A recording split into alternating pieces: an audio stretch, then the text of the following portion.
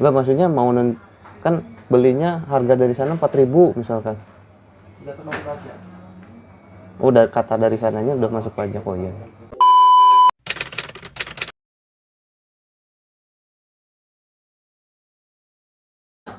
Assalamualaikum warahmatullahi wabarakatuh. Balik lagi di review channel tentunya guys ya. Dan ini udah lama gak bikin konten ya guys. Ini kita sekarang bakalan ngomongin BPJS Kesehatan lagi. Jadi kemarin itu ada satu kasus gitu ya, dimana ada seorang PNS lah gitu ya, seorang PNS tapi dia belum terdaftar dalam BPJS Kesehatan di instansinya gitu ya. Terus kemudian dia itu ternyata baru diangkat gitu ya, jadi SK PNS-nya tuh baru keluar gitu ya. Jadi dia dari CPNS ke PNS-nya itu nggak terlalu lama ya, ke kasus BPJS Kesehatannya itu. Nah, jadi dia belum terdaftar, dan pas waktu mau mendaftarkan gitu ya di instansi tersebut, dia ditolak karena ternyata ada tunggakan yang belum dia bayar. Dan kemudian juga dia ternyata ikut programnya rehab guys ya, yang mencicil pembayaran tunggakan si BPJS Kesehatan gitu ya. Sebetulnya secara logikanya gitu ya, kalau dia sudah jadi PNS berarti dia nggak perlu repot-repot lagi mikirin BPJS Kesehatan potongannya gitu guys ya, karena langsung dari aplikasi gajinya gitu ya langsung dipotong BPJS-nya. Tapi ada kasus seperti itu. Nah, cara menanganinya gitu guys, kemarin itu yang pertama adalah kita menghubungi dulu pihak BPJS Kesehatannya ya, melaporkan kenapa sih si BPJS ini ataupun si orang ini gitu ya, BPJS-nya nggak aktif.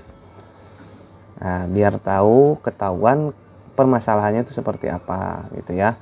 Dan setelah tahu permasalahannya gitu ya, kemudian mintakan solusi untuk menyelesaikannya. Dan ternyata penyelesaiannya itu kemarin harus dilakukan rekonsiliasi gitu ya. Jadi dalam aturan BPJS itu tunggakan paling besar itu adalah 30 juta selama 2 tahun. Jadi setelah itu tunggakannya nggak bakalan bertambah lagi gitu guys ya. Nah, kemudian karena si PNS ini sudah bekerja selama kurang lebih 3 tahun gitu ya, dari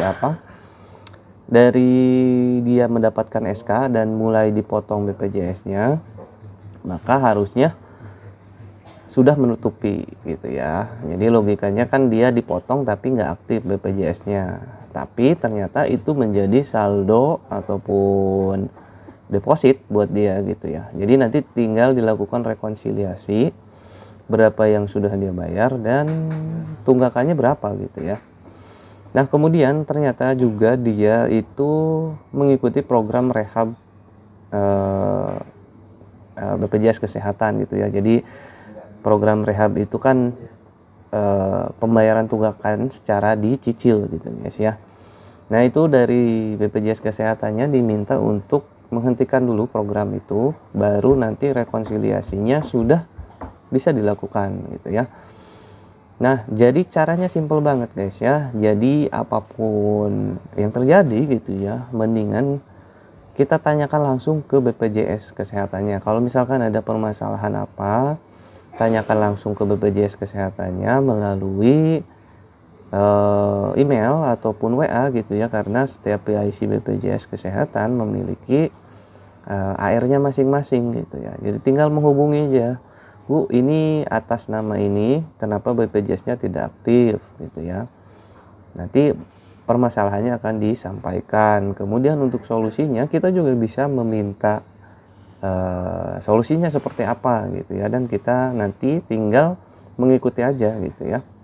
Nah ini terkait rekonsiliasi ini memang konsepnya seperti itu ya. Jadi berapa yang sudah dia bayar melalui potongan gajinya gitu ya, dan nanti disandingkan dengan jumlah tunggakan yang BPJS yang dia tunggak gitu ya, berapa jumlahnya, nanti ketemulah selisih ataupun justru malah pas gitu ya, nol gitu ya. Nah jadi seperti itu permasalahan dan juga solusi yang kemarin diambil gitu ya untuk mengatasi hal tersebut gitu ya. Intinya dia sudah jadi PNS tapi BPJS tidak aktif, dan ternyata dia masih punya tunggakan, juga dia mengikuti program rehab. Solusinya adalah dengan melakukan rekonsiliasi gitu ya. Caranya dengan menghubungi BPJS lewat PIC BPJS-nya masing-masing di instansi masing-masing, kemudian nanti mengikuti langkah-langkah dari BPJS untuk penyelesaiannya tersebut gitu ya. Jadi solusinya kemarin gitu ya, dilakukan rekonsiliasi yang terlebih dahulu dilakukan penghentian program rehabnya gitu ya. Jadi logikanya masuk ya. Jadi berapa yang sudah dia bayar melewat potongan lewat potongan gajinya, dan berapa tunggakannya, kemudian nanti direkonsiliasikan, kemudian ketemulah kurangnya ataupun istilahnya apa ya, impas ataupun minus gitu ya. Kalau minus berarti tinggal nanti dibayar langsung aja guys ya. Itu aja mungkin, terima kasih sudah menonton. Assalamualaikum warahmatullahi wabarakatuh.